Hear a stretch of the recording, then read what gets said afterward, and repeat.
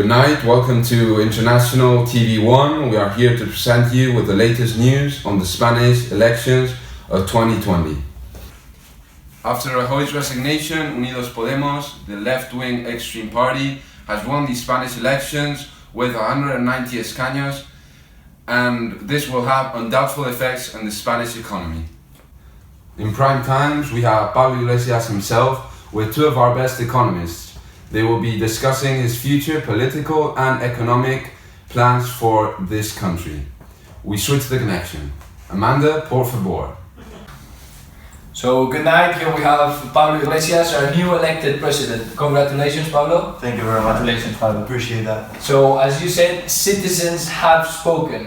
What are your first words as president of the Spanish Republic?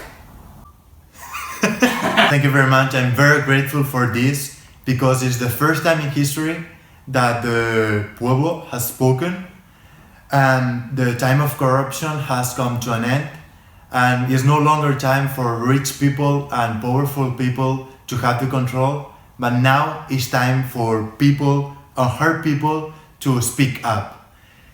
I'm very, very happy because today is a day of change. Today is a day that will be remembered in the history. ¡Viva la revolución!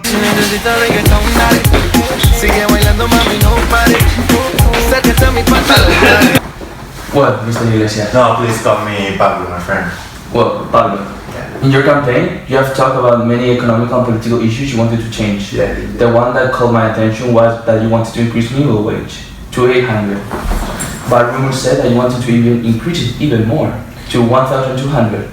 Yeah, and since the beginning of political history, politicians, they say some things before or during their campaign, and then when they are in the government, they change their words and they do different things, so I'm not going to do it a different way. I said 800, but I'm not going to increase it to 1,200, but even more. I'm going to increase it to 1,500. Okay, Pablo, maybe in a perfect world where employers are able to pay 1,500 euros to their employees, this will actually work. But my company and I have done some studies and we've come up with the following solutions. Please show me. So Pablo, listen and learn. Here in this graph with unemployment in the y-axis and time in the x-axis, we can see by the year 2018 we reached 15% unemployment, which is very good. And in 2020, with your increase in minimum wage to up to 1,500 euros, unemployment will grow from 15% to 50%. Why is this? Well, employers won't be able to pay their employees and therefore will fire them. This will cause obviously consequences in the GDP.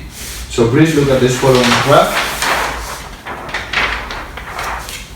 Okay, so here we have aggregate demand 1 before your increase in minimum wage, and then aggregate demand 2 after your minimum wage.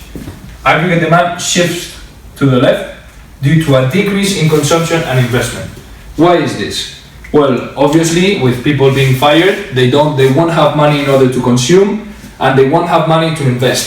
So aggregate demand shifts from 1 to 2. Aggregate demand, as you probably know, Pablo, is composed by consumption plus government expenditure plus investment plus exports minus imports. If you touch two of these components and you decrease them, GDP will change from GDP1 to GDP2. Well, Pablo, obviously we all know that in order to try to cover this decrease in consumption and investment, what you will do is increase government expenditure.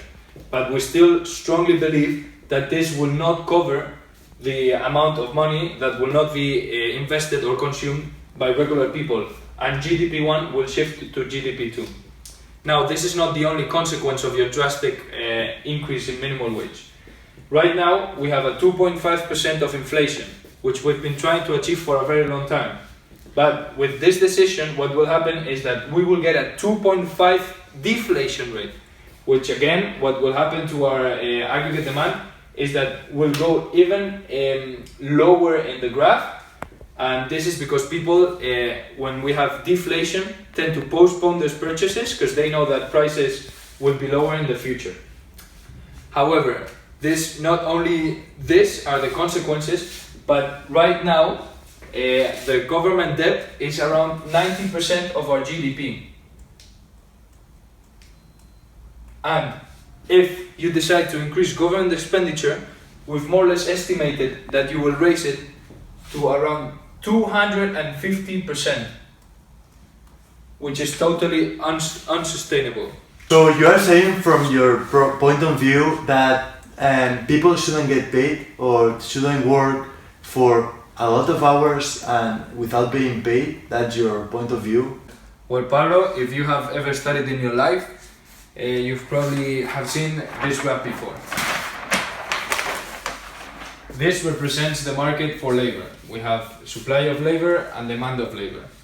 People are willing and able to work at a certain wage. Who are we to decide what the minimum wage should be if the market is already doing this? If someone is willing and able to work for a certain price or for a certain wage, why should we be the ones to change this? Well, Pablo, thank you very much for coming. It was a pleasure, and we wish you the best of luck for the future. Thank you for the explanation, and the class was very good. Thank you.